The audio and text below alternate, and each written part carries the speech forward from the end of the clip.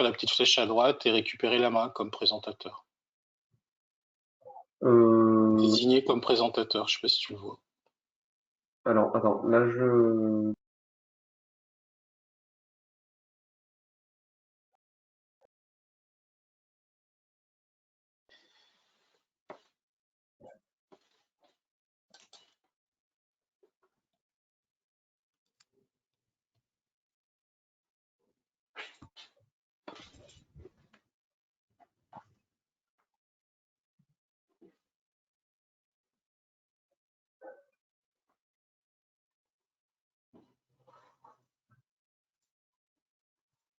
Bonjour à tous, du coup on attend juste peut-être une petite minute que les participants se connectent.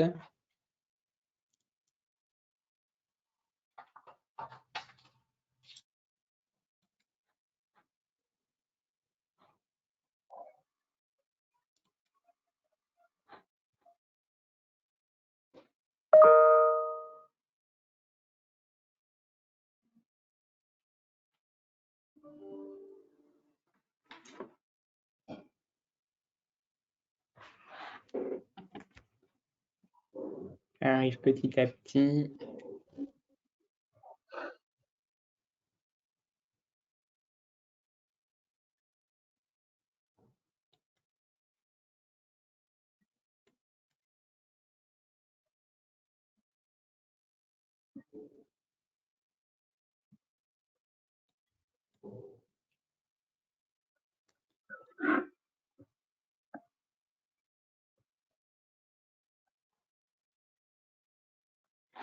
Je vais dire quelques petits mots en attendant que les gens continuent d'arriver. Du coup, bonjour à toutes et tous. Merci de votre présence à ce webinaire organisé par le GIR CISO. Du coup, moi, je suis Jean Toniolo du CHU de Limoges et je co-anime le groupe recherche paramédicale avec Sophie Benz de Montpellier qui, suite à un impondérable, s'excuse. Un impondérable professionnel, elle ne peut pas être présente au début de ce webinaire et elle essaiera de nous rejoindre si elle peut à la fin de celui-ci. Aujourd'hui, avec moi, j'ai la chance d'avoir Danielle Reynaud, qui est cadre supérieur de santé, coordinatrice de la recherche paramédicale au CHU de La Réunion et qui a accepté, je la remercie vivement, de co-animer avec moi ce webinaire. Donc, juste quelques petits rappels sur le GIR CISO et après, je te passerai la parole, Daniel. Le GIR CISO, du coup, c'est 13 établissements porteurs de DRCI, 9 CHU, donc Bordeaux, Limoges, Montpellier, Toulouse, Montpellier, Nîmes, la Martinique, la Guadeloupe, la Réunion. Il y a aussi le CH de Cayenne qui est en phase de devenir un CHU et puis depuis novembre 2022 du coup le CH de Cayenne et les 3 CRLCC de l'Hexagone.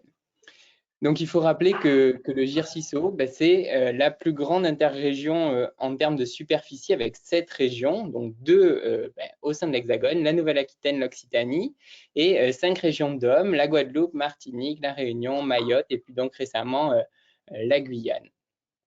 Et puis, ce qu'il faut surtout, ce dont on a bien conscience, c'est que ce rapprochement avec les partenaires des DOM, c'est vraiment une chance et une grande source d'inspiration. Enfin, les projets qui se déploient dans les DOM pointent vraiment l'importance de considérer l'environnement, les spécificités des territoires, que ce soit en termes, certes, d'agents infectieux, mais aussi de recours aux soins, de précarité, d'interculturalité, ou encore aussi de conditions climatiques. Et ça, c'est toutes des thématiques qui sont prégnantes et qu'on peut transposer dans vraiment beaucoup d'endroits.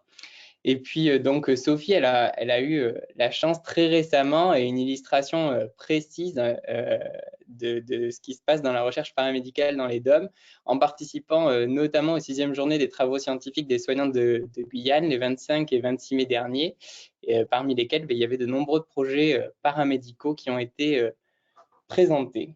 Donc, la volonté qu'il y a autour de ces webinaires, c'est de rendre visible justement cette activité recherche en soins dans les DOM avec toute une série de webinaires. Et puis, on commence donc aujourd'hui par la réunion. C'est bientôt à toi, Daniel.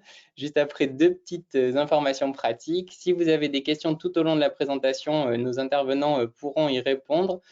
Pour pouvoir que Daniel et moi nous fassions remonter les questions, il y a un petit onglet dans le panneau de configuration GoToWebinar questions et vous pouvez écrire directement vos questions. Et donc, je te laisse, Daniel, présenter nos deux intervenants du jour et peut-être dire quelques mots sur la recherche paramédicale au CHU de La Réunion. En tout cas, merci aux intervenants et merci à tous les participants présents aujourd'hui.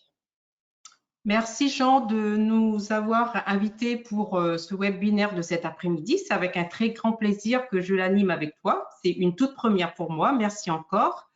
En fait, juste dire que nous sommes un CHU très jeune dans la recherche. Malgré tout, il y a quand même pas mal de porteurs-projets sur des sujets très intéressants, bien évidemment. Comme tu le disais tout à l'heure, un peu l'infectieux, la santé mentale aujourd'hui prend une part importante dans la recherche. La cancéro se met quand même en route sur ce sujet. Donc cet après-midi, Éric René, qui est cadre de santé à l'établissement public de santé mentale du Chor, va nous présenter son projet de recherche algorithme de prévention de psychotraumatisme. C'est un projet qui a été financé l'année dernière par l'APIDOM.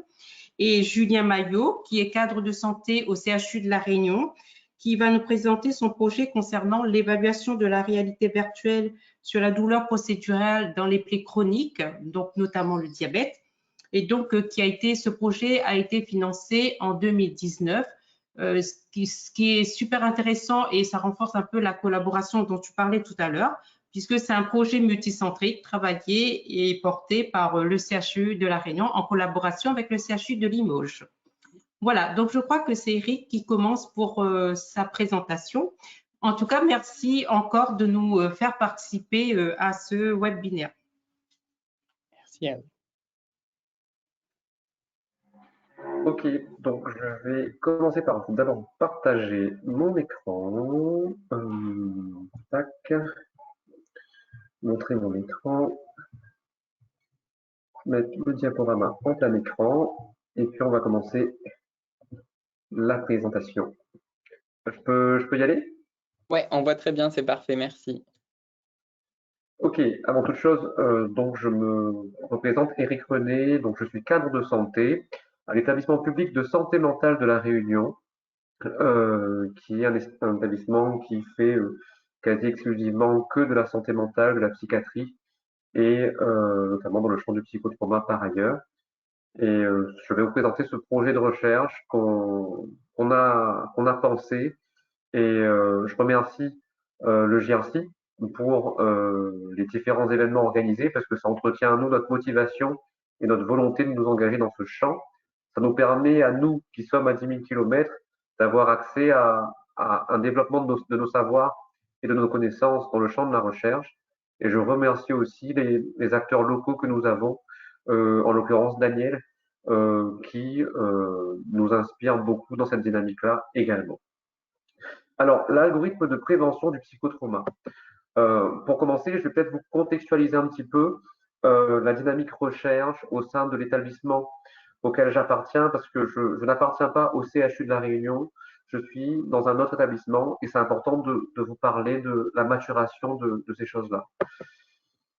En fait, il faut savoir qu'en 2016, je commence un petit peu avant cette frise, en 2016, quand je rentre à La Réunion, après avoir exercé au CHU de Montpellier avec un développement de mes connaissances à ce moment-là dans le champ de la recherche paramédicale, j'arrive ici et effectivement, à ce moment-là, au niveau de la psychiatrie, la recherche en santé mentale est peu développée, au point où lorsque je dis que je veux faire de la recherche, on me demande qu'est-ce que je veux chercher. On a fait preuve de persévérance et on a essayé de développer au fur et à mesure une culture de la recherche au sein de cet établissement qui est le PSMR.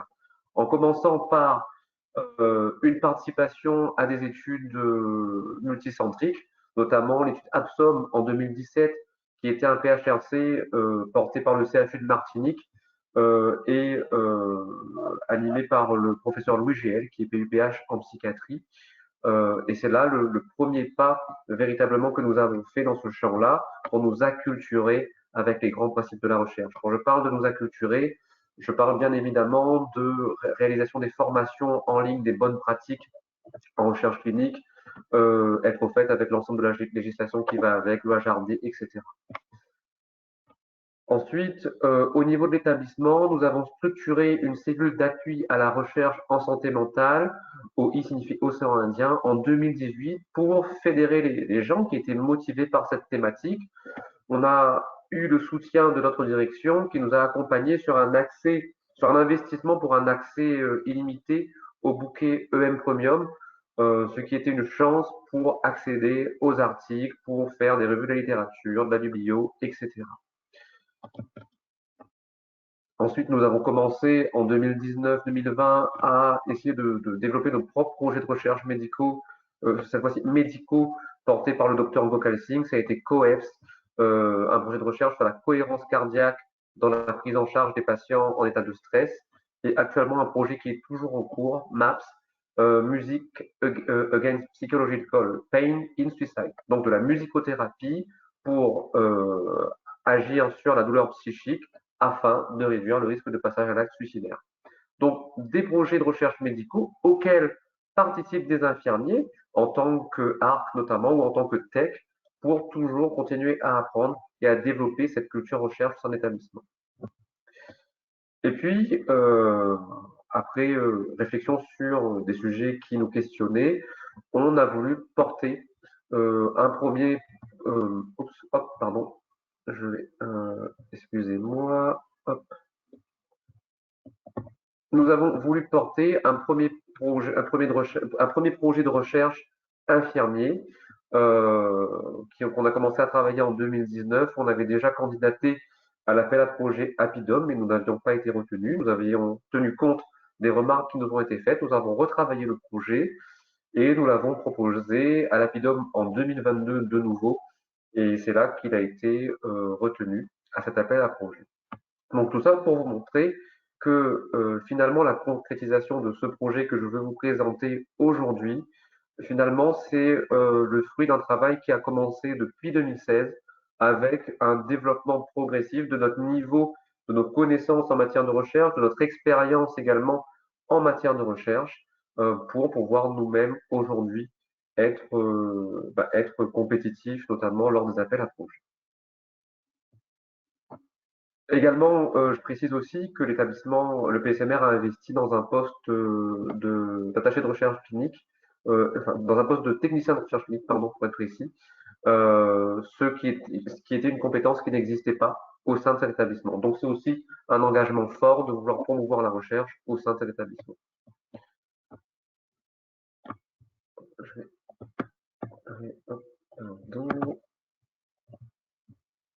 Voilà. Donc, tout au long de ce cheminement, on a eu le soutien et l'accompagnement de la DRCI, du CIC, pour nous accompagner sur la rigueur scientifique, sur la méthodologie, sur tout ce qui concerne l'élaboration des ICRF, etc. Comme je vous ai dit, la participation aux divers événements du GRC nous ont permis aussi de développer l'ensemble de ces savoirs. Alors, je vais vous présenter l'étude dès maintenant. Alors, l'algorithme de prévention du psychotrauma, c'est une étude monocentrique qui se déroulera au sein de la cellule d'urgence médico-psychologique de la zone océan Indien, qui est basée à La Réunion. C'est un essai pilote contrôlé, randomisé, qui sera ouvert en 2 bras parallèles. Un bras qui va bénéficier d'une prise en charge standard, actuelle, qui existe dans le champ du psychotraumatisme, et un autre bras, alors je m'excuse, mais j'essaie de déplacer, hop, et un autre bras qui va bénéficier d'une prise en charge, pardon, un bras qui va bénéficier de la prise en charge actuelle en cas de survenue de psychotrauma, et un autre bras qui, en plus de la prise en charge standard, bénéficiera d'un dispositif de veille pour prévenir justement la chronicisation du psychotrauma. C'est une étude qui va inclure 40 patients, soit 20 par bras, sur une durée d'inclusion, de période d'inclusion de 6 mois, avec une participation de chaque patient qui sera sur une durée de 3 mois, pour une durée totale de la recherche de 9 mois. Alors, d'où est venu ce projet? Quelle est la genèse de ce projet?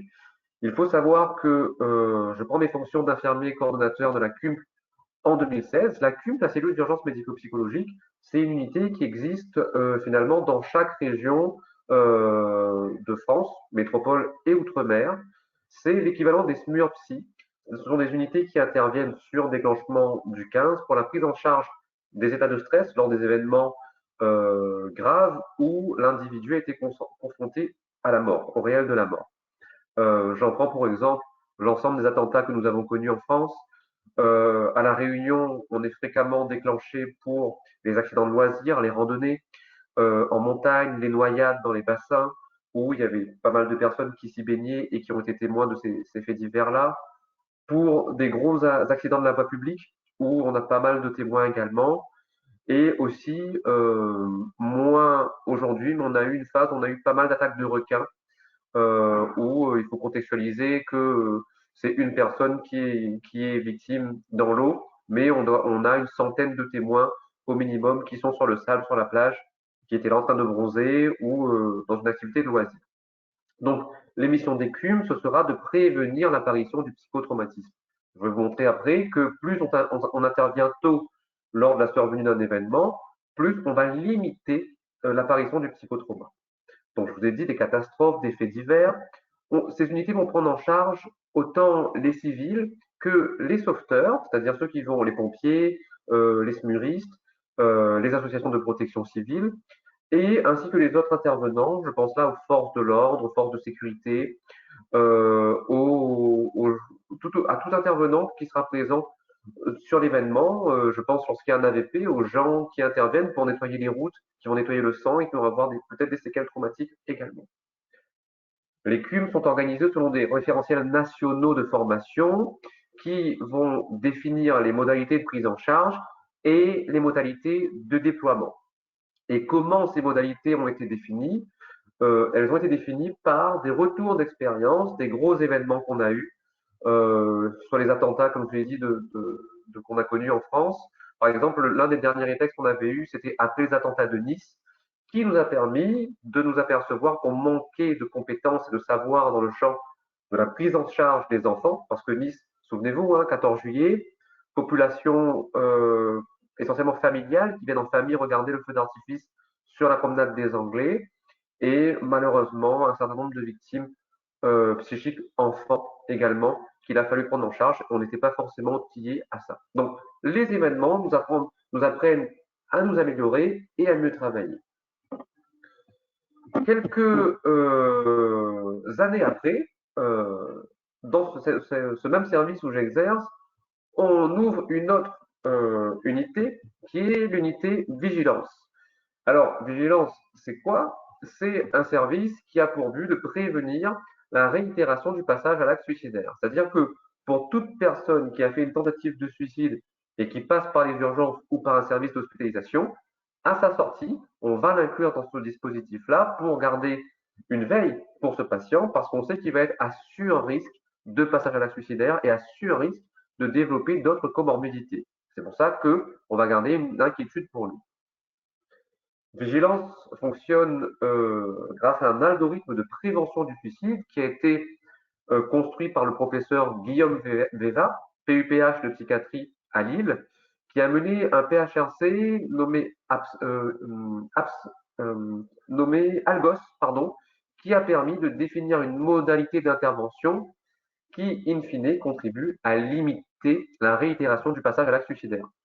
Petite parenthèse, je parle de réitération et non pas de récidive, parce que quand on parle dans le champ de la suicidologie, on doit être précis sur le vocabulaire, parce que la réitération n'est pas une récidive. La récidive est issue du jargon judiciaire et on l'utilise pour des délits ou des crimes. Sauf qu'on a la chance en France que le suicide n'est pas un crime. Alors, pas très loin de chez nous, à La Réunion ici, à l'île Maurice, à 1 heure d'avion, c'est un délit. Donc là-bas, on pourra parler de récidive. C'était une parenthèse. Vigilance fonctionne aussi sur ce qu'on appelle la démarche de l'aller vers, c'est-à-dire qu'une proactivité des soignants qui vont aller à la rencontre du patient au travers de modalités de recontact, c'est la modalité téléphonique, par l'envoi de cartes postales également. Cette démarche de l'aller vers, elle est utilisée aussi dans un courant qu'on puise dans la philosophie qui s'appelle l'éthique de l'inquiétude. L'éthique de l'inquiétude, c'est qu'on va garder pour le patient une quiétude. Comme c'est un individu à risque, on va garder une inquiétude envers lui parce qu'on sait qu'il sera plus vulnérable que le sujet lambda. Donc, voilà un petit peu ces deux unités. Et puis, au bout d'un an de pratique commune, en étant infirmier coordonnateur de la CUM et de vigilance, je suis assez stupéfait parce que je vois et je constate que dans ma file active CUM, de patients qu'on a de patients qu'on a pris en charge lors d'événements dramatiques, certains patients qu'on a perdus de vue, et ben quelques années plus tard, je les retrouve dans ma file active vigilance. C'est-à-dire que le patient qui a été pris en charge à la base pour la prévention d'un psychotrauma par la CUM, on ne le voit plus, mais on le retrouve parce qu'il fait un passage aux urgences suite à une tentative de suicide. Alors là, on ne peut absolument pas se satisfaire d'une telle performance. Et on doit se questionner en se demandant, mais à notre niveau, qu'est-ce qu'on a raté? Et deuxièmement, comment faire pour éviter ces choses-là? Parce qu'il faut savoir que quand on parle de suicide, on parle de mortalité évitable. C'est-à-dire que si on met en place des moyens adaptés et adéquats, on peut prévenir autant que faire se peut la réitération du passage à l'acte suicidaire. Donc, voilà un petit peu la genèse de ce travail de recherche. C'est un constat simple. Je suis à la CUM, j'inclus des patients, je prends en charge des patients. Certains patients que je perds de vue, je les vois quelques années après, qui ont essayé de faire une tentative de suicide. Quand on regarde les choses d'un peu plus près, on se rend compte que finalement, il est question d'une rupture dans le parcours de soins de ces individus, entre le moment où on les a pris en charge et le moment où ils sont inclus dans le dispositif vigilance. Et quand on regarde plus finement, on voit qu'il y a plusieurs facteurs. Premièrement, la spécificité des CUM, c'est que c'est un des seuls services, je pense, qui vont aller à la rencontre de gens normaux, entre guillemets, qui ont vécu des choses anormales. Et la majorité d'entre vous, et moi-même inclus sûrement, nous avons une ribambelle de représentation sur la psychiatrie. Ça déjà, c'est un premier élément qui contribue à la rupture de parcours et de soins.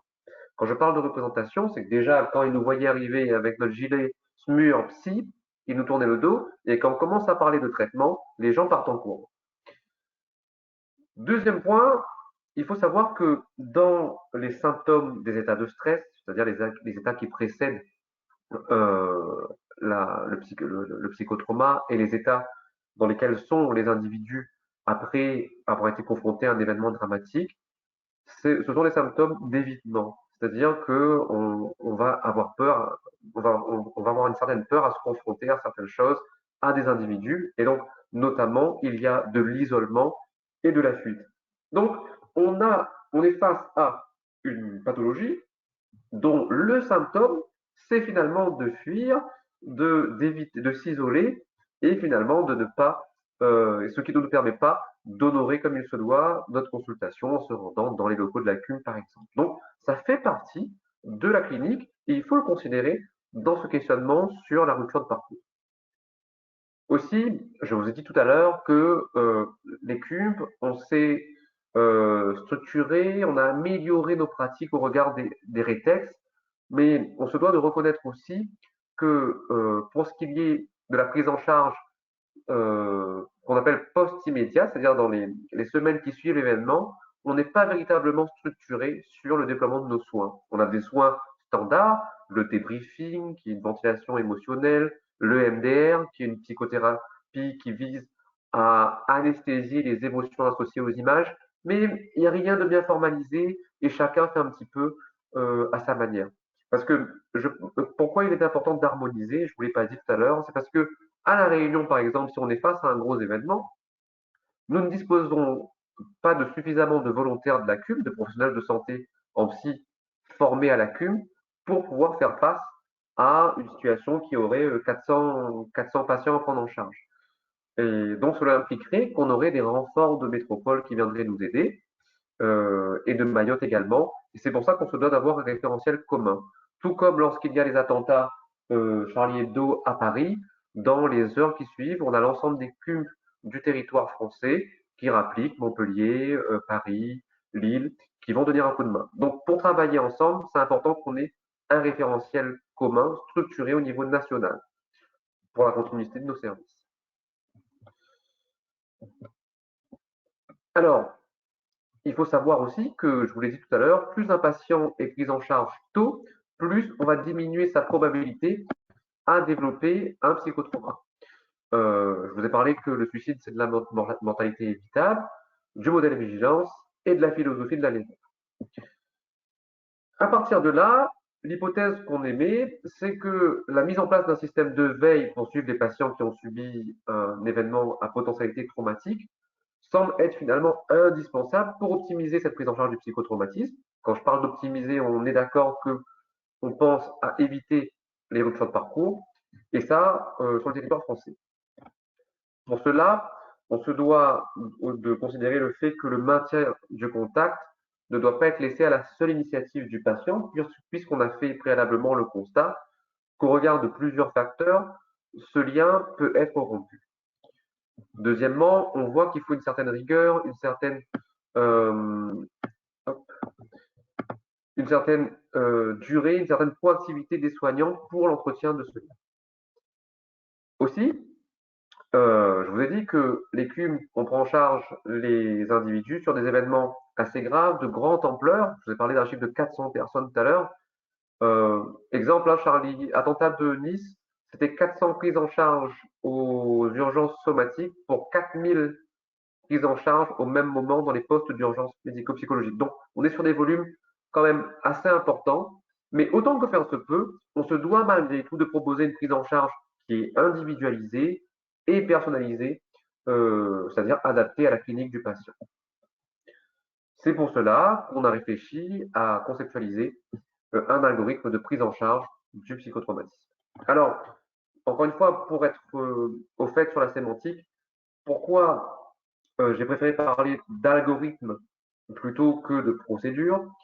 Parce que la procédure, c'est quelque chose qui est figé. On le voit dans les services, les protocoles de soins, étape 1, 2, 3, 4.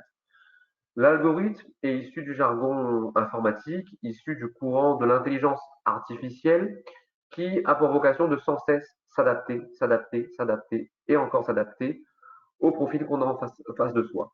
Et c'est véritablement ce que l'on veut, et je vais vous expliquer comment on a conçu cet algorithme. Tout d'abord, on a identifié une palette d'échelles psychométriques qui nous permettent d'évaluer l'intensité des symptômes de l'individu lors des évaluations cliniques, qui vont aller du moment d'inclusion et sur l'ensemble de la période de veille. Ces échelles, ce sont, enfin je vous explique succinctement, l'IESR, qui est l'échelle révisée d'impact des événements, qui va nous permettre de mesurer l'intensité des symptômes de stress traumatique. On va utiliser également la PDI, qui est l'inventaire de détresse péritraumatique, qui va nous permettre finalement de mesurer l'intensité de la détresse émotionnelle de l'individu et identifier les personnes qui seront plus à risque encore de développer un psychotrauma. La PDEQ, enfin moi je l'appelle en anglais, la PDEQ, c'est une échelle qui va venir explorer toute la notion de dissociation vécue par le sujet. Parce qu'on sait que lorsque un sujet présente une dissociation lors de la confrontation à l'événement traumatique, il est à sûr risque de développer un psychotraumatisme dans les mois qui vont suivre l'événement. Donc, ces sujets-là, ce questionnaire va nous permettre d'identifier les critères de gravité véritablement. Et une autre échelle qui est une échelle d'impression clinique globale, c'est pour identifier notamment les comorbidités qui peuvent y avoir chez l'individu, parce que ça va nous permettre de jauger de sa vulnérabilité. Et enfin, une dernière échelle, la PCL5, qui, elle, c'est une échelle qui est vraiment faite pour évaluer les états de stress post-traumatique en reprenant les critères du DSM. Le DSM, c'est le manuel de référence des diagnostics en santé mentale, où on va évaluer l'ensemble des symptômes qu'on appelle d'intrusion, d'évitement, je vous ai déjà parlé, et les symptômes d'hyperstimulation. On a dans ces symptômes-là tout ce qui parle de reviviscence, flashback, reviviscence olfactive, visuelle, etc. Alors, je vous ai fait cette frise pour vous expliquer, pour mieux visualiser ce dont quoi je vous parle, les différentes étapes de déploiement des soins en CUMP et donc qui vont concourir à notre algorithme. En fait, on va inclure les patients entre le moment de l'événement et J7, et l'algorithme commencera entre J7 et 3 mois après l'événement. Ces délais ont été définis pour coller au mieux à la temporalité des symptômes. Quand vous voyez SA, SC, SD, on parle là de stress aigu, stress dépassé, stress compliqué. Après 48 heures, on va rentrer dans ce qu'on appelle la phase de trouble de stress aigu, et on va rentrer au-delà de 3 mois dans un état de stress post-traumatique chronique. Et bien évidemment, ce que l'on veut éviter, c'est toute la croix bleue que je vous ai mise, c'est d'arriver à cette phase de chronicité des symptômes, où c'est là qu'on va parler dans le jargon habituel de psychotraumatisme. Et je pense que c'est important de pouvoir agir au plus vite, au plus tôt.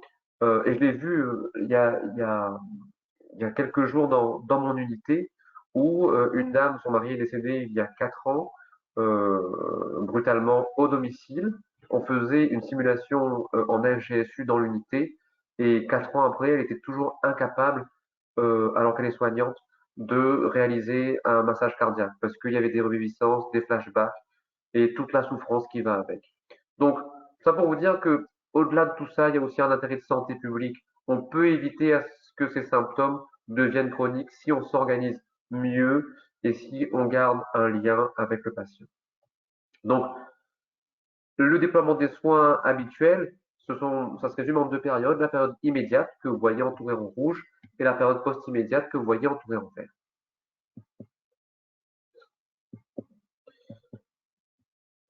Quand je vous parle de veille qu'on va mettre en place, on va définir 3 types de veille pour le sujet. Une veille qu'on a appelée light pour les patients qui présentent peu de symptômes de stress et avec une impression clinique globale ou à la limite du normal. Bien évidemment, ces personnes-là, un critère impératif, ce sera qu'ils ne disposent pas de symptômes dissociatifs qui sont des marqueurs de gravité. On aura également une veille qu'on va appeler modérée pour les patients qui présentent des symptômes de stress modérés avec une impression clinique modérée et quelques symptômes qui nous font dire qu'il est manifestement légèrement malade. Donc, tout ça, on permet de qualifier ces états de stress modérés et ces impressions cliniques modérées grâce aux résultats des échelles que je vous ai mis en dessous. Et bien évidemment, la veille intense, ce sera quand les patients qui présentent des symptômes de stress sévères avec des éléments dissociatifs, ce sera ces patients-là, parce que là, on est sur une gravité qui peut nous questionner même sur la nécessité d'hospitaliser le patient. Plus concrètement, pour que ce soit encore plus lisible pour vous, ce qu'on va faire, c'est que lorsque le patient il a vécu un événement à potentialité traumatique, attaque de requin, on va lui faire passer des échelles qui constituent notre algorithme. Ces échelles-là, que je viens de vous présenter, vont nous permettre de définir l'intensité de la veille. Et quand je parle d'intensité de la veille, je parle de modalités de soins à leur égard, en plus de ce qui existe. Par exemple, pour la veille light, on va les rappeler à 1 mois et reprendre une évaluation avec les différentes échelles, et redéfinir pour la suite, je vais vous dire la temporalité après, la durée de la veille. Pour une veille modérée, on va rappeler le patient à J10. Encore une fois, ces chiffres concordent à la prise de temporalité des symptômes que je vous ai montré préalablement. Donc, veille modérée, rappel à J10, réévaluation téléphonique à 1 mois. On va repasser des échelles pour évaluer et réadapter la veille par la suite. Et la veille intense, où là, la consultation téléphonique ne sera pas suffisante. La modalité téléphonique, je le précise, c'est dans une dynamique de d'aller vers le patient. La veille intense, on va mettre en place des consultations infirmiers ou psychologues à J10 pour un entretien clinique et une évaluation avec les échelles psychométriques et des soins que je dirais davantage intensifs au regard de la problématique rencontrée. On va parler de débriefing psychologique, on va parler de cohérence cardiaque et cette psychothérapie spécialisée qui est le MDR. Et encore une fois, on va rappeler le patient à 1 mois réévaluer avec nos différents questionnaires l'intensité pour ensuite adapter la veille pour la poursuite des soins. Tout ça sur une durée totale, bien évidemment, de 3 mois, qui va concorder à finalement la temporalité de nos symptômes cités préalablement.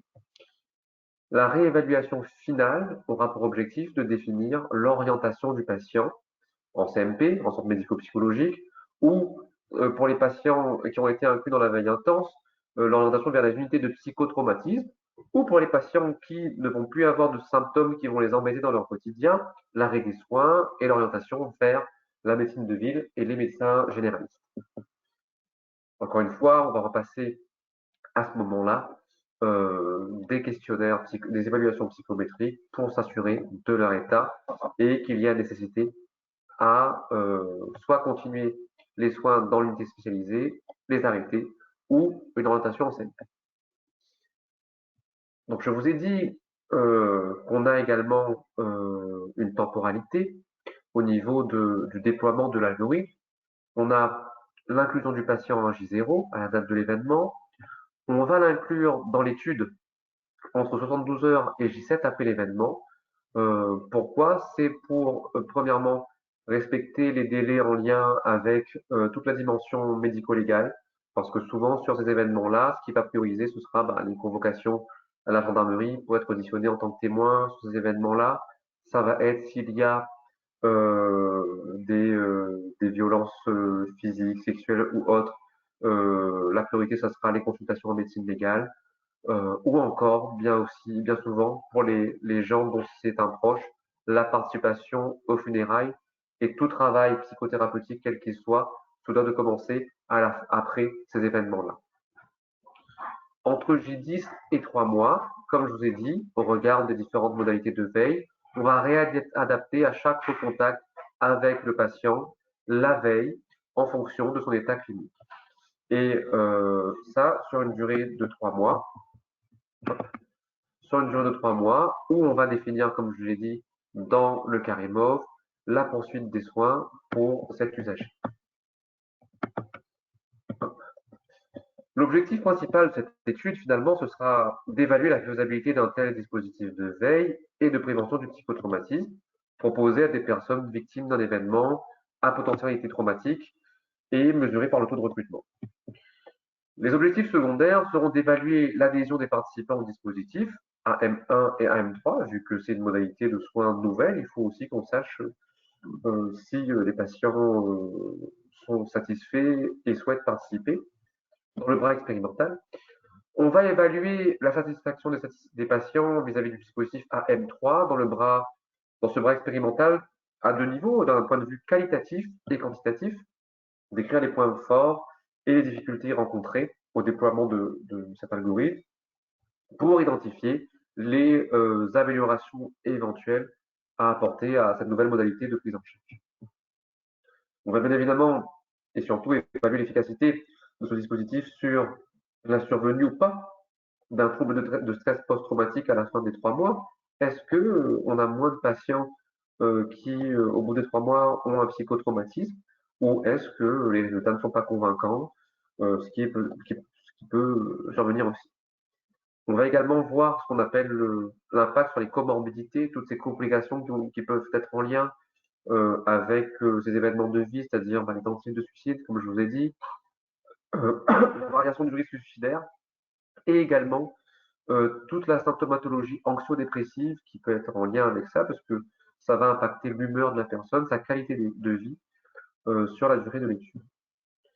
Les critères d'inclusion, ça va être des personnes de sexe masculin ou féminin, âgées de plus de 18 ans, pour lesquelles le pronostic vital n'est pas engagé, dans l'étude d'un événement, bien évidemment, à potentialité traumatique, pour lequel la CUMP ou la plateforme de régulation du psychotraumatisme a été sollicitée. Ce sont nos deux canaux d'inclusion des patients qui ont été témoins ou ont vécu l'événement, qui bien évidemment sachent lire et écrire, bénéficient d'un régime de sécurité sociale et pour lesquels on aura reçu le consentement, bien évidemment. Les retombées, je vous l'ai dit, c'est une étude pilote et le but premier, ce sera de voir si elle nous permet ça nous encourage à réaliser une étude de plus grande ampleur, telle qu'un essai contrôlé randomisé multicentrique dans plusieurs CUM de France et d'outre-mer, pour évaluer de manière encore plus précise l'efficacité de ce dispositif. Cette étude va nous permettre de vérifier la faisabilité du programme proposé, comme je l'ai dit, de calculer aussi, de mieux calculer, de préciser le nombre de sujets nécessaires pour une étude relative à ce sujet, parce qu'au niveau de notre recherche, de nos recherches pour le calcul des nombres de sujets nécessaires, c'est vrai que on était un peu en difficulté et on avait besoin de préciser ces données. Vous l'avez compris, je pense et je l'espère que la plus-value qu'il y a aussi à cette étude, ce sera en matière de clinique d'une part, mais aussi et surtout en matière de santé publique, parce qu'on est sur des sujets qui concernent bon nombre de personnes sur notre territoire et on est, je vous rappelle, sur un sujet qui peut contribuer à éviter à ce qu'il y ait des décès dans les suites d'un événement dramatique, ce qui s'appelle un surévénement. Aussi, je vous le dis, il y a un intérêt particulier à harmoniser nos pratiques de soins au niveau national. Et donc, ce serait aussi pouvoir demain proposer cette modalité à l'ensemble de nos collègues des CUMP et des professionnels de l'urgence médico-psychologique pour coordonner l'action des différents acteurs en santé, psychologues, psychiatres, médecins, parce que je ne vous l'ai pas dit, mais les CUMP sont composés de psychologues, de psychiatres et d'infirmiers. Et en fait, cet outil, si j'ai utilisé des outils psychométriques et si initialement j'ai voulu que ce soit un projet paramédical porté par, moi je suis infirmier en cœur de métier, c'est parce que lorsqu'on a un événement, le plus grand le plus grand nombre de professionnels qu'on a sur le terrain, ça va être des infirmiers ou des psychologues. La denrée médicale à La Réunion et je pense dans pas mal de régions se fait rare et on a besoin pour autant de pouvoir agir avec les professionnels qu'on a autour de nous et dans leur décret de compétences. Et ce travail cet algorithme propose des outils qui sont utilisables par l'ensemble de ces professionnels qui vont intervenir. Ça, c'est très important. Et l'intérêt d'harmoniser les pratiques, c'est que si on prend en charge un patient qui était en vacances à La Réunion et qui est de Paris, il pourra commencer sa prise en charge à La Réunion et la poursuivre avec la même modalité en région parisienne. Et au niveau national, ça apporte une équité en matière d'offres de soins dans le champ du psychotrauma sur le territoire. Donc, il y a aussi la volonté d'améliorer la prévention comme je l'ai dit, du psychotraumatisme et aussi d'optimiser la prise en charge précoce de ce dispositif pour réduire l'incidence et l'intensité des psychotraumas chroniques par une recherche de maintien du lien. On espère aussi que cela va agir sur un impact économique engendré par le handicap physique en lien avec le psychotrauma, social également, marqué par l'isolement, la rupture de l'activité professionnelle, etc. Et je pense que ça également, plus tard, ça pourrait faire l'objet d'une étude médico-économique pour chiffrer le coût du psychotraumatisme en France ou à l'échelle de notre région. Les perspectives, ça va être donc, comme je l'ai dit, pouvoir en faire un projet de recherche multicentrique, idéalement un PHRIP, pour les raisons que je viens de vous expliquer. C'est de contribuer et véritablement innover et formaliser la prise en charge post-immédiat. Rappelez-vous, sur les temporalités d'intervention, phase immédiate, très structurée parce qu'on a beaucoup de rétextes, des attentats, des gros événements qu'on a connus à ZF, à Toulouse, etc. Mais en prise en charge post-immédiate, il y a ce besoin de formaliser davantage et de structurer pour optimiser notre travail et éviter les ruptures de soins et éviter que demain d'autres patients soient inclus dans des dispositifs de prévention du suicide après avoir passé à l'acte. Ce travail, je dois le dire aussi, ça a permis aussi à l'équipe avec laquelle je travaille d'être identifiés comme des acteurs dans le champ de la recherche en soins sur le territoire. Parce que sur les appels à projets précédents, il ne faut pas nier le fait que j'ai eu des commentaires qui me disaient que je n'avais pas suffisamment de public pour pouvoir être compétitif. Je caricature, mais voilà, c'était grosso modo cela.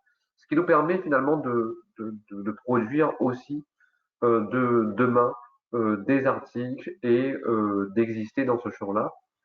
Et aussi la grande plus-value, et j'en suis fier, c'est le renforcement des liens avec les autres acteurs du territoire et de l'interrégion. Pour preuve, ça m'a permis de rencontrer davantage, par exemple, Danielle Reynaud, que je connaissais de nom et de par tout le travail qu'elle avait fait au sein au CHU de la Réunion, avec Julien Maillot aussi, et également là avec les personnes qui ont organisé aujourd'hui ce webinaire. Donc, c'est important de créer du lien parce que on rencontre des gens qui partagent les mêmes motivations, le même dynamisme et les mêmes ambitions en termes de qualité des soins et de rigueur scientifique dans nos pratiques soignantes. Et ça fait du bien. Pour conclure ma présentation, je voulais également remercier les personnes qui ont contribué à ce travail et qui m'ont accompagné et soutenu, le docteur Eric Bocassin, qui est le psychiatre référent zonal de la CUMP Océan Indien et qui est vice-président de CME de l'établissement public de santé mentale de la Réunion. Je salue l'accompagnement de qualité et le temps dédié par les professionnels de la DRC et du CHU de la Réunion, tout particulièrement Léa Bruno et Émilie Técher, parce que je leur ai déjà dit, mais à la rigueur scientifique qui est exigée dans ces travaux, elles y apportent toute leur sympathie et c'est ce qui suscite beaucoup de plaisir à réaliser, à produire des travaux de recherche et à entretenir cette alchimie intellectuelle.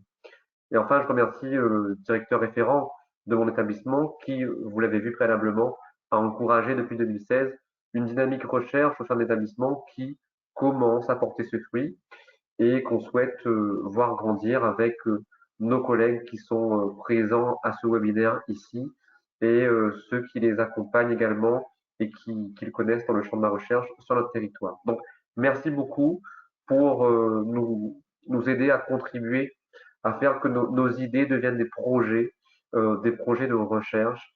Et ben voilà. Merci beaucoup pour votre attention. Merci beaucoup, Eric, pour ta présentation. Très intéressant. Franchement, je trouve que l'étude est vraiment novatrice et on perçoit le réel intérêt pour la prise en charge des personnes. J'ai quelques petites questions peut-être en attendant que Daniel puisse repérer peut-être des questions, que les personnes puissent poser des questions dans l'onglet questions du webinaire. Déjà, franchement, c'est très impressionnant parce qu'avec le petit historique sur la recherche en début de présentation, on voit bien la vitesse de la montée en puissance des paramédicaux dans la recherche paramédicale, parce que 2016-2023, ben, c'est très rapide sur cet établissement-là quand même, quoi. Et donc, je trouve que c'est vraiment important de le souligner. Souligner aussi que le champ de la santé mentale à investir pour les paramédicaux et pour les infirmiers, je pense que c'est un vrai champ où partout on a notre place et partout on est légitime, bien sûr, mais en santé mentale, peut-être c'est un petit peu moins exploré encore à l'heure actuelle.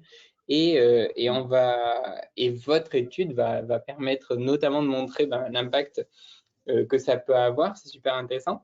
Et peut-être pour commencer, et après je laisserai Daniel nous dire ce qui se passe dans les questions. Vous avez parlé d'évaluation aussi qualitative et quantitative. À un moment donné, dans votre étude, vous allez faire des entretiens, du coup, c'est ça, dans l'étude pilote, les entretiens.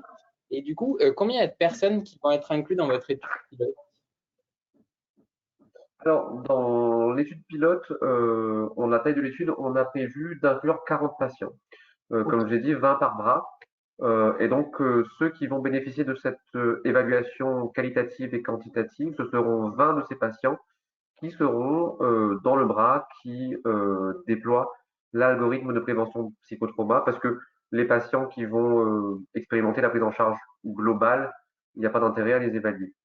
Et en fait, quand on parle de lien, on parle de ressenti.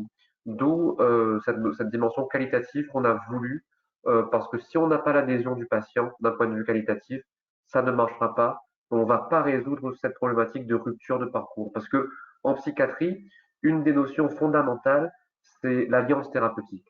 C'est-à-dire que le patient nous identifie, nous soignants, comme une ressource au regard de sa souffrance et de sa symptomatologie. Alors, en fait, Jean, il y a une question là, je peux la poser à Eric? Bien sûr, déjà, oui, bien sûr. Merci Eric pour la réponse. Alors, il y a une infirmière en santé mentale qui travaille en Guadeloupe et qui demande en fait si ce travail de recherche, donc ton projet René, on pourrait aussi l'investir en milieu hospitalier. Parce que les patients, ils sont aussi nombreux, je pense, en extra-hospitalier au CAUMP qu'en milieu hospitalier avec la même problématique et avec des vécus Alors, parfois non traités en termes de traumatisme. oui, d'abord, je salue la Guadeloupe. Il n'y a pas très longtemps, j'ai eu la chance d'accueillir dans mon service votre directrice de PSM de Guadeloupe. Je pense qu'on a gagné, encore une fois, à échanger sur nos pratiques en psychiatrie. Donc, pour répondre à sa question, oui, cet outil se veut finalement d'être un outil de prise en charge et de prévention d'apparition du psychotrauma. Quelquefois, les patients, effectivement, sont hospitalisés. Oui, et pour moi, il y a vocation à ce qu'on puisse identifier au sein de ces unités d'hospitalisation, que ce soit les urgences, le CIUMP ou encore les unités d'intra ou en CNP, des référents psychotrauma avec des compétences spécialisées, en l'occurrence cette modalité de soins, pour limiter la propagation du psychotrauma de manière chronique. Donc oui, tout lieu qui accueille un patient ayant été confronté à un événement traumatogène, demain, j'ose espérer, si les résultats sont positifs, pourra être à même de proposer cette modalité de soins. L'idée, c'est pour ça que j'en ai fait, je vous l'ai dit, un projet de recherche paramédicale. C'est pour qu'on ait un outil qui soit le plus démocratisé possible et accessible à un assez large palette de soignants.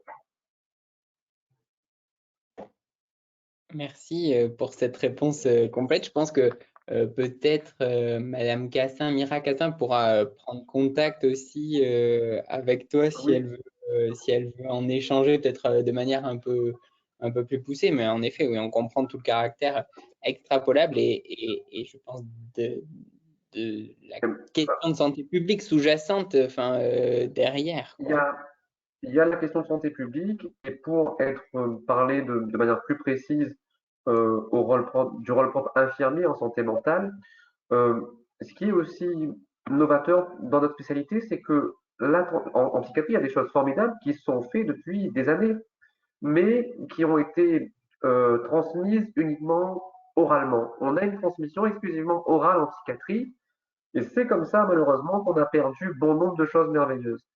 Et mon investissement dans le champ de la recherche, c'est aussi pour valoriser le rôle propre infirmier en psychiatrie, qui est très vaste, et qu'on puisse objectiver la plus-value apportée par le rôle propre infirmier en psychiatrie et le valoriser par des résultats scientifiques. Donc derrière tout ça, il y a aussi cette dimension-là. Ok, super, merci. Mais c'est clair et net qu'il y a tout un enjeu de reconnaissance professionnelle derrière aussi et c'est vraiment majeur et d'autant plus là aussi d'actualité qu'on est en pleine refondation, enfin, en début de refondation de notre décret d'acte, enfin, qui va devenir un décret de partition. Donc franchement, je pense que tous ces enjeux sont justement à mettre à valeur, à porter et félicitations pour ton travail. Merci. Peut-être d'autres questions, Daniel, je ne sais pas si tu as. Pas d'autres questions? Merci. Ah, non, pas d'autres questions. Bon, ben, super.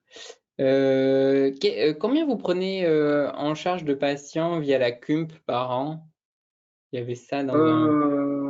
Alors, on avait, nous, enfin, les derniers chiffres que j'ai eus, on était à peu près à 350-400 personnes, mais c'est variable. C'est variable parce qu'il faut savoir que pour un événement, tu as 10 impactés, c'est-à-dire 10 personnes qui vont être blessées psychiquement parce qu'ils ont été confrontés au réel de la mort. C'est pour ça que le calcul, enfin, c'est Nice qui nous a permis de faire ce calcul. Urgence somatique, témoin du drame, tu as donc 400 passages de blessés physiques, donc des gens qui ont vu des gens se faire abîmer par le camion, et tu as 4000 témoins impactés psychiquement qui vont aller consulter dans des postes d'urgence médico-psychologique. Et j'ai pas dit une chose très importante, quand on parle de volume, cet algorithme, il permet par la définition de la veille de faire un triage, parce qu'en termes de volume, c'est énorme. On ne pourra pas suivre tout le monde pareil. Parce que 4000 personnes à prendre en charge, une ville comme Nice, ce n'était pas suffisant. C'est pour ça qu'il faut optimiser aussi le triage des patients et prioriser nos soins pour les personnes qui sont les plus à risque de développer un psychotrauma. Il y a aussi cette notion très importante d'affiner le triage. En fait, il y a une question d'une dame, je pense, Maï, sur l'existence des questionnaires. En fait, c'est des questionnaires qui existent déjà, ce n'est pas des questionnaires que tu as réalisés. Ah non, non, ce sont des outils psychométriques validés, déjà en langue anglaise et validés par leur traduction en langue française. Non, non, ce sont des outils psychométriques qui existent déjà. Ok, et du coup, par contre, l'algorithme, c'est bien vous qui l'avez Oui, proposé. parce que Made in Réunion. 100%, merci Eric. On va mettre un petit tampon en bas du. C'est ça. Ok, super.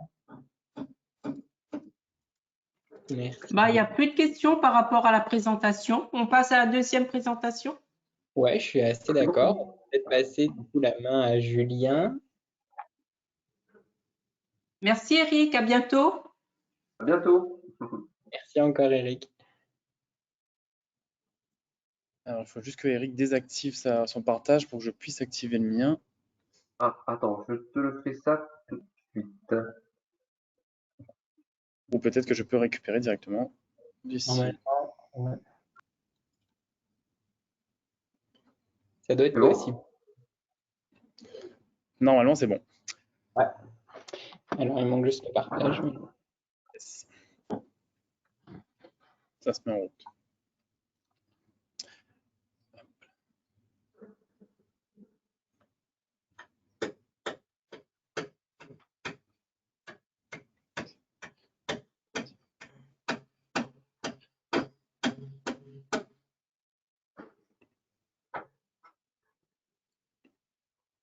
Alors, vous avez mon écran. Alors, bonjour à tous. Merci, merci au GIRSI, merci à Eric pour cette présentation.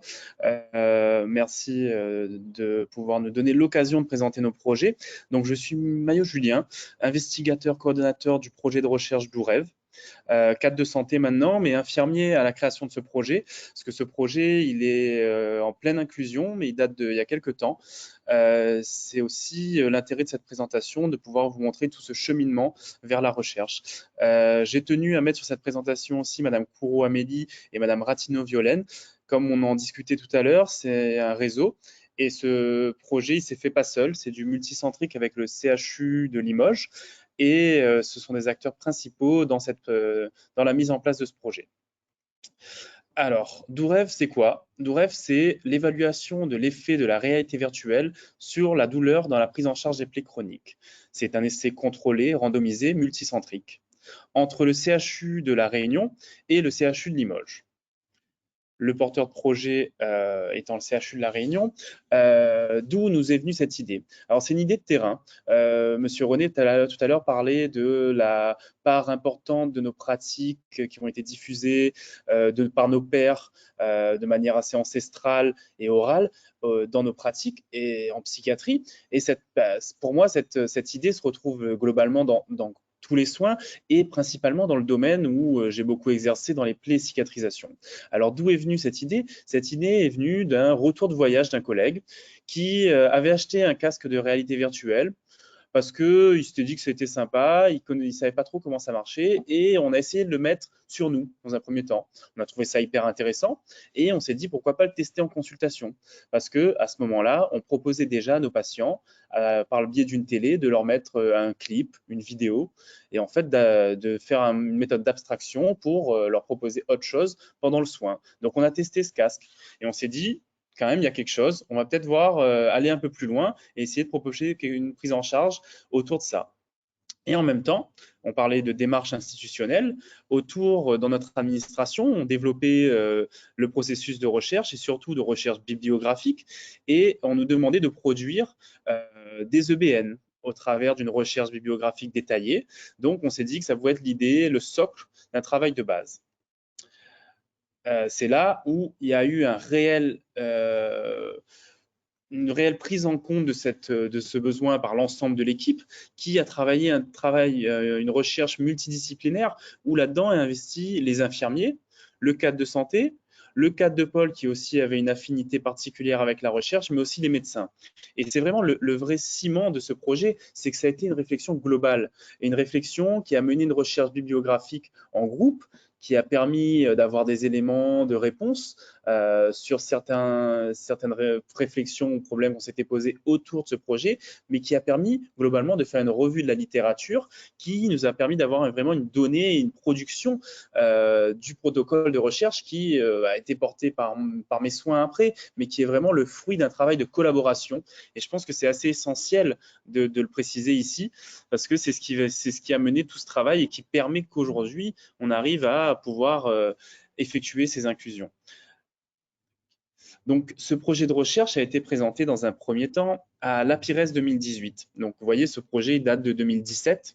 On est là il y a déjà 6 ans, mais il a été présenté une première fois à l'APIRES 2018, donc à la sortie de ce document produit autour de la littérature par l'ensemble du service qui a mis en avant qu'ils m'ont manqué de littérature sur le sujet et qu'on avait peut-être un intérêt à proposer une recherche en ce sens. Donc, on décide de répondre à un appel à projet national qui regroupe des projets médicaux et paramédicaux. Alors, c'est notre premier appel à projet. On contacte la DRCI, on commence à mettre en place tout l'accompagnement. Et je voulais préciser parce qu'effectivement, à ce moment-là, comme M. René le disait tout à l'heure, la recherche se structure, alors au sens sur la PSMR, mais aussi sur le CHU. Donc, on a accès à ces appels à projets de par les lois Jardé, mais on a aussi cet accompagnement qui commence à se créer. Donc, on répond à cet APIRES avec l'accompagnement d'un médecin méthodologiste, d'un chef de projet. Donc, nous, on va plutôt être sur la validation de pratiques innovantes dans le parcours de soins. Mais ce projet, il passe quand même le premier biais de la lettre d'intention, qui est retenue avec quelques remarques méthodologiques, principalement sur la méthodo. À ce moment-là, on souhaitait faire un protocole de soins assez similaire à ce qu'on a proposé après, avec une évaluation sur 4 pansements. Et là, dans les remarques méthodologiques, on nous soumet peut-être une réflexion sur un crossover qui serait plus adapté. Donc, un moment dans le soin où on va utiliser la réalité virtuelle et un autre soin où on ne va pas utiliser et on va comparer ces soins. Donc, on prend en compte ces remarques, on se questionne avec le méthodologiste, mais on reste quand même assez persuadé de notre idée de vouloir continuer sur 4 soins successifs pour voir cet intérêt. Autour de ça, on réfléchit, on décide quand même de rendre avec le crossover pour répondre à la demande méthodologique. Et là, notre dossier est refusé par le financement parce que l'enveloppe a été épuisée. Et aussi, cette fois-ci, l'évaluateur trouve cette méthodologie de crossover un peu légère et pas permettant pas de répondre à l'ensemble des éléments. Donc, c'était assez intéressant et je voulais vous mettre cet élément parce que ça montre que quand on a une certaine conviction dans notre schéma de recherche et dans notre projet, il ne faut pas hésiter tout de même à continuer à suivre notre réflexion et continuer à avoir ce que nous, on a imaginé et vraiment se corréler à ce que la science a produit pour répondre au mieux aux besoins méthodologiques. Donc, en fin d'APIRES 2018, donc on arrive sur vraiment l'appel à projet qui a financé ce projet, il y a une structuration qui se met en place. Et je tenais quand même à le souligner parce que c'est assez intéressant de comment ça s'est développé et ce qui a permis réellement aux porteurs de projet, en tout cas nous sur notre CHU, infirmiers, kinés, psychologues, à développer des projets de recherche. C'est qu'un référent recherche paramédicale qui est aujourd'hui présente sur ce webinaire est présente maintenant à la DRCI. Alors avant, le porteur de projet était seul avec la DRCI, il avait l'accompagnement d'un méthodologiste et d'un chef de projet. Aujourd'hui, au CHU, il y a ce coordonnateur paramédical de la recherche qui accompagne au plus près le porteur de projet en essayant d'apporter sa finesse, son expérience et sa compétence en recherche pour structurer au mieux l'écriture du projet et répondre plus facilement et de manière beaucoup plus structurée aux appels à projets. Donc, c'est avec cette chance qu'on répond à l'APIDOM 2019, qui est un APP ultramarin, regroupant des projets médicaux et paramédicaux, une enveloppe de 300 000 €. On obtient, on est retenu notre lettre d'intention. On est également retenu pour le dossier et on obtient un budget total de 62 000 € pour notre projet multicentrique entre le CHU de La Réunion et Limoges.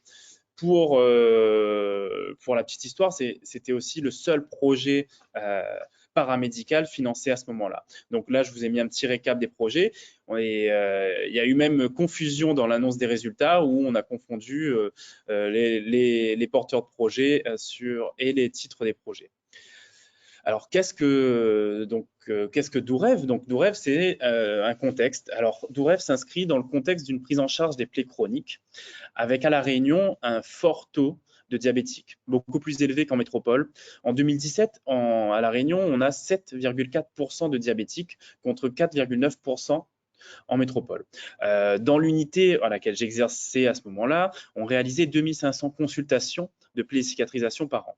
On arrivait avec des patients porteurs de plaies chroniques ayant des douleurs importantes à la réalisation du soin. Du coup, on se questionnait au niveau de la douleur, qui reste un axe quand même prioritaire des objectifs de dépenses d'assurance de l'assurance maladie. Et qu'est-ce qu'on pouvait leur apporter? Donc nous, on a eu tous les traitements conventionnels dont on parlera juste après, et comment on pouvait améliorer aussi leur qualité de vie, parce qu'on se rendait compte que ces patients, avec la douleur induite pendant les soins, ils avaient un vécu du soin très compliqué, mais aussi une baisse de leur qualité de vie, car tout pansement devient à un moment donné un moment critique de leur journée, un moment critique de leur prise en charge, et questionne réellement sur l'impact de la douleur et de ce pansement sur leur qualité de vie. Donc la question de recherche qui en est sortie, c'est la réalité virtuelle a-t-elle des effets antalgiques sur la douleur induite lors de la réalisation des soins de plaies chroniques, mais au travers de ça, il y a d'autres questions aussi qui ont émergé autour de cette question. On est sur un groupe contrôle et un groupe interventionnel. Donc, dans le groupe contrôle, on va avoir le traitement conventionnel où on a repris les protocoles de prise en charge systématique de gestion de la douleur que vous connaissez certainement très bien, avec la gestion de la douleur de médicaments par palier, avec ces effets indésirables d'accoutumance, de somnolence, d'adaptabilité complexe, de majoration de DMS, parce qu'on est quand même, nous, sur une population diabétique assez âgée.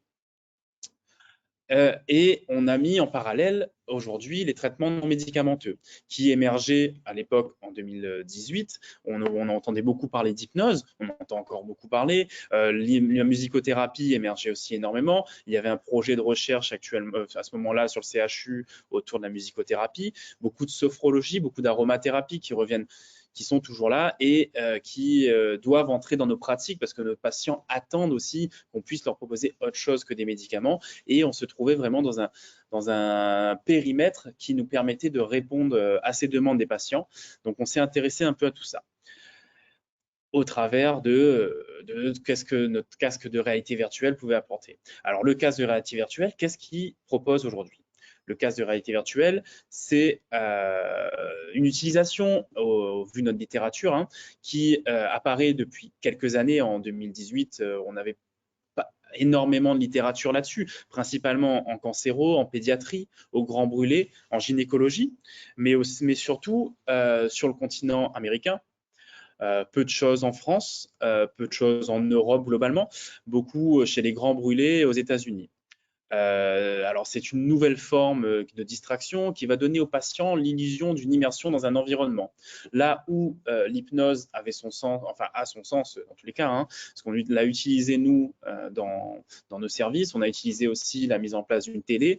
On apporte aux patients une source de distraction qui permet de l'immerger un peu dans un autre environnement qui va réduire cette douleur induite et bloquer les canaux de diffusion.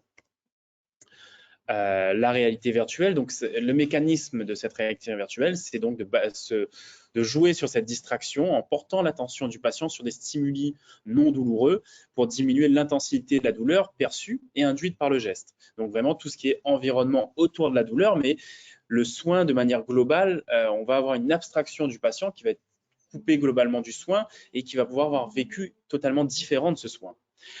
Il se retrouve, donc ce casque de réalité virtuelle permet aux patients de se retrouver dans un univers calme, apaisant, avec différents environnements qui peuvent lui être proposés, qui permettent de se situer soit en pleine mer, et c'est assez bluffant pour l'avoir essayé au départ et ne pas connaître, c'est assez bluffant, on peut se retrouver en pleine mer, sur la plage, dans la montagne, donc ça change énormément l'environnement du patient. Donc, en littérature, comme je vous disais, ce qui a permis de mettre en place cette étude, c'est qu'on avait une littérature assez pauvre sur le domaine en 2017, principalement une méta-analyse qui concluait à l'intérêt d'utiliser la réalité virtuelle à visée antalgique pour la prise en charge des plaies chez les grands brûlés, parce que c'était notre grand porteur de données à ce moment-là, mais peu de données en plaies chroniques et chez nos patients qui, au final, sont assez spécifiques et un peu plus âgés que ce qu'on peut trouver chez les grands brûlés. Donc, pour vous présenter le dispositif, parce que c'est toujours intéressant quand même de le voir, voici un casque de réalité virtuelle. Donc, le patient va mettre ce casque de réalité virtuelle sur lui, va aussi mettre ses écouteurs qui vont bloquer, qui vont le centrer sur le son du casque et réduire les bruits ambiants. Donc, et on a un terminal de contrôle par le soignant qui va pouvoir choisir les durées de séance, mais aussi les environnements dans lesquels le patient va se trouver. Alors, les objectifs et critères principaux, l'objectif et le critère principal de cette étude, comme vous avez pu le voir dans la question de recherche, donc c'est d'évaluer si l'utilisation de la réalité virtuelle associée à la prise en charge classique du groupe d'intervention permet de diminuer la douleur induite lors des soins de pansement de plaies chroniques par rapport à la prise en charge classique seule sur le groupe contrôle, où on n'aura vraiment que les antalgies et le méopa. Le critère principal, donc le critère de jugement principal, c'est d'évaluer la douleur induite à partir d'une EVA, à partir d'une échelle d'évaluation de la douleur, et, alors excusez-moi, je reviens juste dessus parce que j'ai perdu en même temps, qui sera mesurée directement après les soins de pansement sur, alors ce qui a été décidé, c'est de vouloir évaluer sur la longueur, donc d'évaluer sur 4 pansements cette EVA pour voir vraiment si au bout de 4 pansements, on a une majoration de la baisse de la douleur ou bien on a une certaine stabilité qui s'y retrouve. Plusieurs critères de jugement secondaire et des objectifs secondaires qui sont apparus au fil de nos lectures et au fil de la bibliographie où on a découvert qu'on avait peut-être une action beaucoup plus grande. Et au final, un des critères secondaires principaux, c'est l'anxiété situationnelle. On se rend compte que ces pansements sont très anxiogènes et qu'on va essayer de diminuer le niveau d'anxiété situationnelle directement après le soin. Pour ça, on va utiliser une échelle qui est très connue, qui est la STEI YA, qui va être mesurée directement après le soin de pansement de plaies chroniques sur 4 soins successifs. Alors, pour ceux qui connaissent cette échelle, elle n'est pas simple et je vous en parlerai juste après. On a quelques déboires avec ces différentes échelles. Et c'est là où c'est intéressant et on a besoin de cette expérience de recherche pour un moment se recentrer et se dire que ok, cette échelle, elle est peut-être trop compliquée et on va peut-être voir différemment. On va aussi voir que la durée du soin va être impactée, parce que ça, c'est parti d'une analyse empirique où on a vu qu'en améliorant le soin, en améliorant la douleur, on va améliorer aussi la durée du soin. Donc, on va mesurer le temps entre l'ouverture de l'ancien pansement et la fin de la réflexion sur les 4 soins. On va aussi diminuer la fréquence d'utilisation des traitements antalgiques pendant et durant les suites du soin.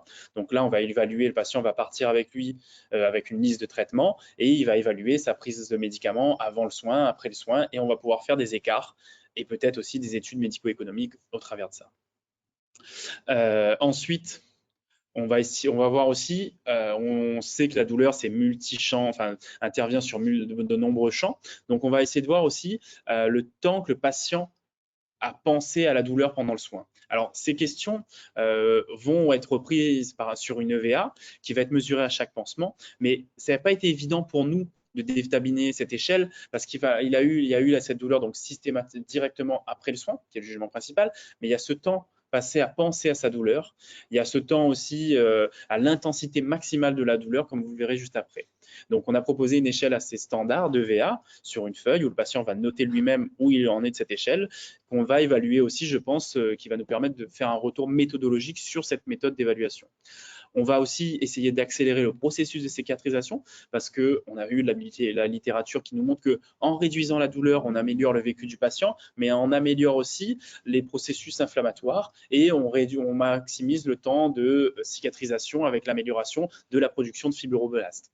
Donc, on va mesurer sur une photo en début de prise en charge et une photo en fin de prise en charge avec une analyse de l'image avec un logiciel assez standard, Imagy, qui va nous mesurer les surfaces. Et enfin, on va évaluer la qualité de vie du patient, donc avec une échelle d'évaluation de la qualité de vie qui va être évaluée en début de traitement et en fin de traitement. Alors, ça fait beaucoup d'échelles, vous pouvez le constater, et beaucoup de critères. On a peut-être été un peu trop ambitieux, mais on s'en rend souvent compte de ça après, au fur et à mesure. Donc, voici globalement le schéma de recherche. Donc, le patient va être vu à T0, où on va lui essayer le dispositif. Un moment important parce qu'il y a des patients qui ne supportent pas ce type de dispositif, où il va signer son consentement et il va être randomisé, soit dans le bras réalité virtuelle, soit dans le bras standard. Et ensuite, sur 4 pansements, il va être vu. Alors, le premier et le dernier pansement vont mesurer tous les échelles, et le pansement 2 et le pansement 3 vont être beaucoup plus sommaires pour pouvoir avoir juste le suivi de ce qui a été fait. Donc, c'est un essai contrôlé, randomisé, multicentrique sur un échantillon de 124 patients, dont 62 patients par groupe, entre le CHU de La Réunion au service d'hyperbarie, plaie et cicatrisation et le CHU de Limoges au service de dermatologie. Initialement prévu sur 30 mois, actuellement, on est plutôt sur 48 mois avec une fin d'étude prévue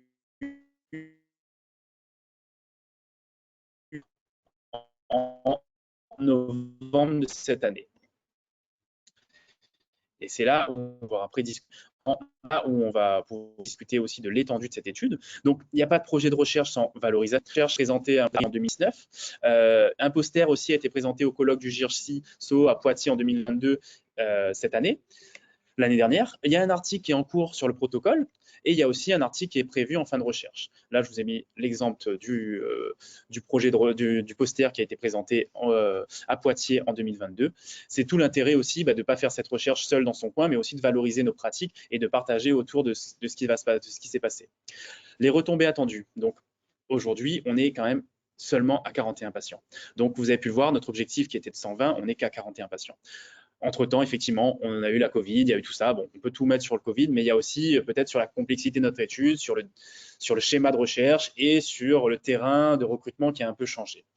En tout cas, les retombées attendues initiales, c'est une diminution de l'anxiété et de la consommation dentalgique, une accélération du temps de la cicatrisation, une amélioration de la qualité de vie. On propose aussi un outil innovant et antalgique. On va réduire les coûts de soins. On va aussi essayer de diminuer le temps de détertion de la plaie et améliorer cette relation soignant-soigné. C'était nos retombées attendues initiales. Aujourd'hui, on revoit peut-être, on verra avec les résultats finaux on était peut-être très ambitieux sur certains points ou sur notre population, mais ça va être très intéressant, je pense, de publier ces résultats pour avoir une analyse méthodologique et de construction des futures études à venir autour de ces patients. Alors, pour faire un petit bilan, de où on en est aujourd'hui, plusieurs éléments positifs. On utilise une technologie innovante pour les patients jeunes plutôt, parce qu'on a quand même eu des difficultés avec la population assez âgée de leur proposer un casque de réalité virtuelle. Là où on a pensé que ça allait être facile, enfin pas facile, on sait qu'on aurait eu des difficultés, nos difficultés sont quand même un peu plus grandes que prévu. On propose une alternative au traitement médicamenteux. C'est un outil simple et rapide avec des décors variés. On n'a pas besoin d'avoir un personnel dédié à faire de l'hypnose. On peut mettre ce dispositif en place assez rapidement. Et on apporte quand même une bonne qualité d'image et de son avec des sensations de soins beaucoup plus rapides et beaucoup plus agréables dans les retours à chaud qu'on a, les données n'étant pas encore étudiées, l'étude étant en cours. Les freins, on a, comme je vous le disais, des difficultés avec les patients âgés alors à La Réunion aussi, on a cette barrière de la langue parce qu'on a des patients qui parlent que créole et que je pense que vous allez pouvoir retrouver dans tous les DOM. Et du coup, les textes étant en français, peut-être qu'on aurait gagné à avoir aussi un produit local, mais beaucoup plus compliqué à développer. La motivation, parce que aussi c'est un projet qui s'inscrit, vous voyez, depuis 2016 jusqu'à aujourd'hui. Les inclusions ont commencé en 2019. C'est un projet qui commence à s'inscrire dans la durée. Et du coup, motiver les soignants à tous les jours inclure ça dans notre pratique avec quand même, vous allez voir, un temps nécessaire aux inclusions assez chronophages avec des questionnaires qu'on a voulu très détaillés, mais du coup qui impactent un petit peu cette étude et qui ralentissent la motivation des soignants de tous les jours qui sont avec ces patients et un temps à gérer ce côté administratif technique un peu long et fastidieux. C'est qui globalement explique un petit peu ce frein de nos inclusions aujourd'hui. Donc aujourd'hui, voilà ce projet de recherche où on en est. J'ai essayé de vous le présenter assez rapidement et assez dans sa construction, dans sa structure, dans son environnement. Et aussi, surtout, je trouvais intéressant, c'est de vous parler d'aujourd'hui où on en est avec les freins qu'on a pu avoir et l'importance de cette méthode et des données méthodologiques qu'on va apporter et des éléments qu'on va pouvoir aussi apporter en termes de questions, d'outils de recherche qui vont réellement impacter la construction plus tard de l'étude que vous êtes en train de mener ou en train de réfléchir.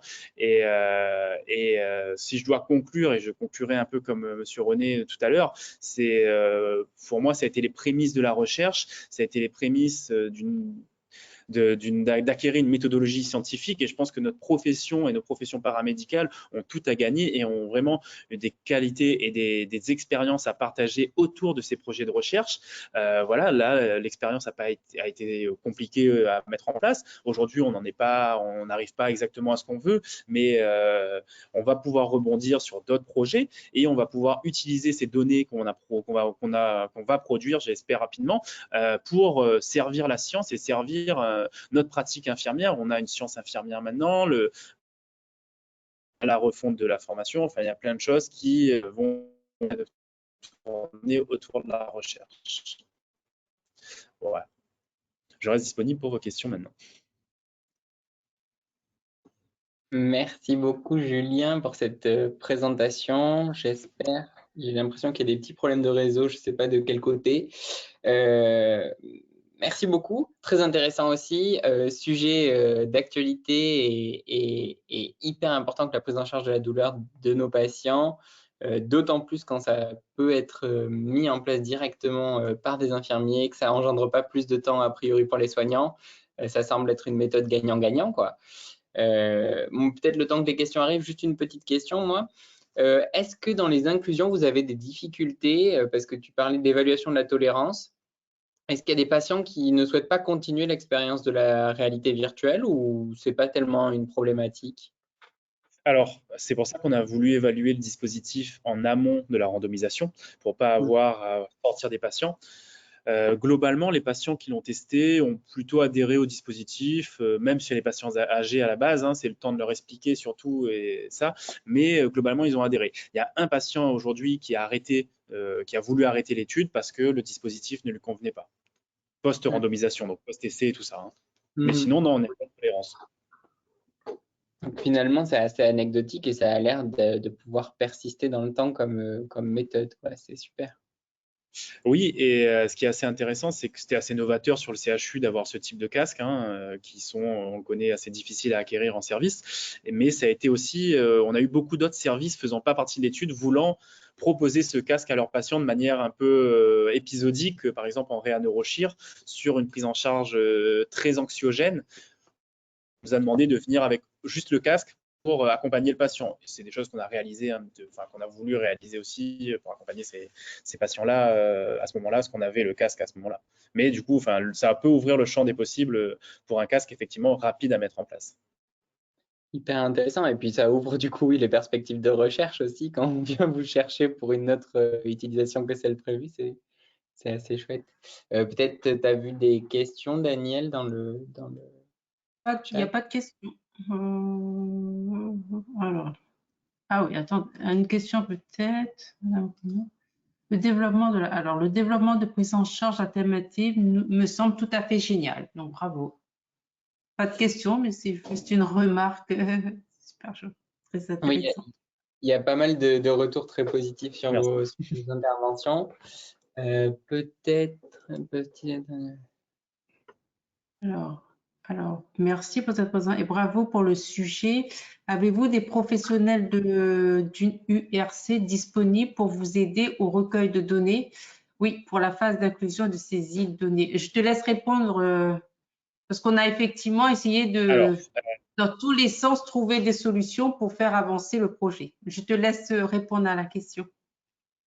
Alors effectivement, c'est là où aussi je pense que dans la culture du projet, on a peut-être minimisé ce temps.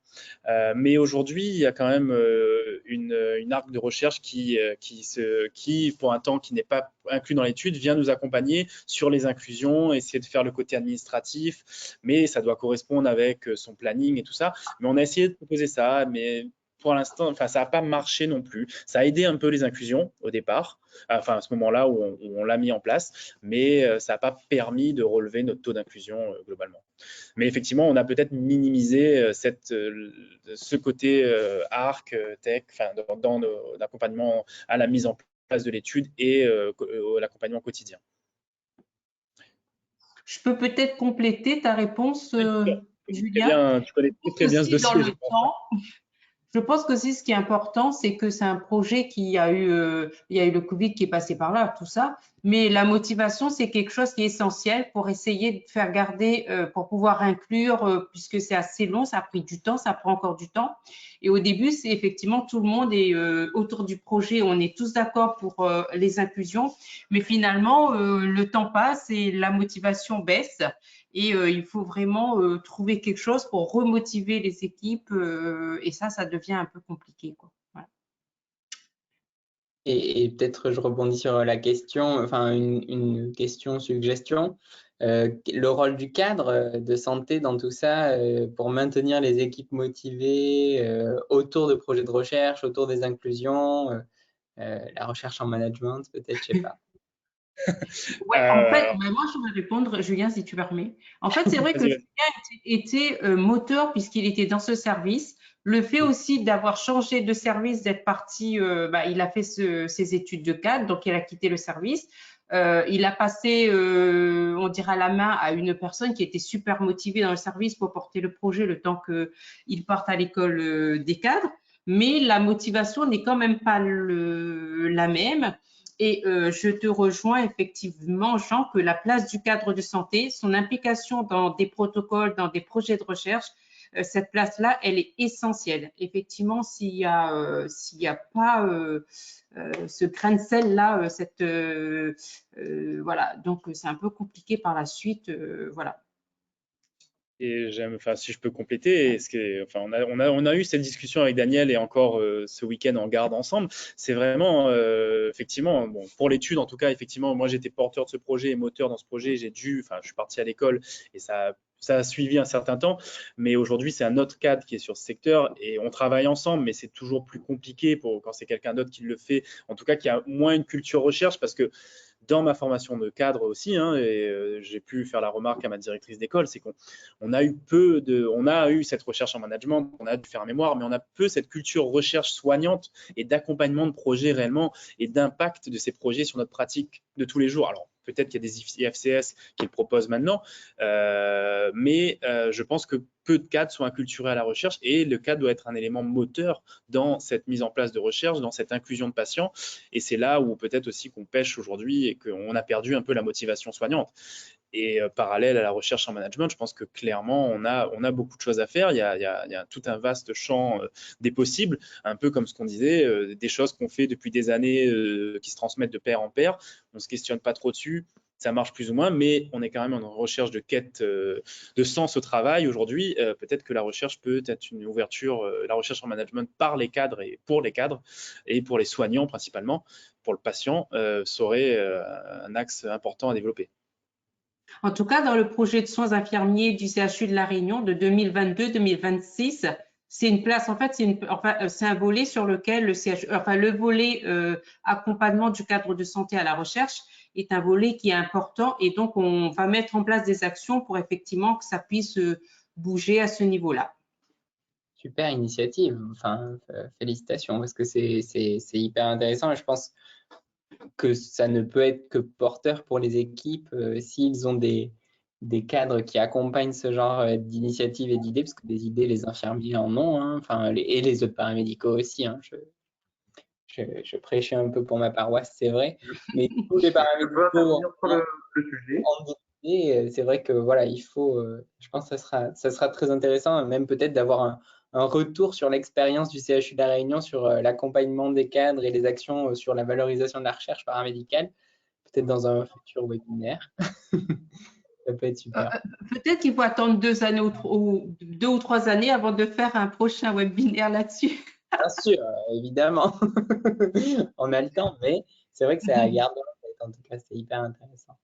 Encore des félicitations dans le chat. J'ai eu une question méthodologique sur la durée de réflexion, juste pour y répondre très rapidement. Effectivement, on sait que la durée va être biaisée, mais sur la compétence, l'arrivée de nouveaux infirmiers et le changement de protocole. Mais on s'est rendu compte sur une étude préalable à l'intérieur du service qu'on avait des durées médianes un peu déterminées. Donc, c'est là-dessus qu'on va se baser.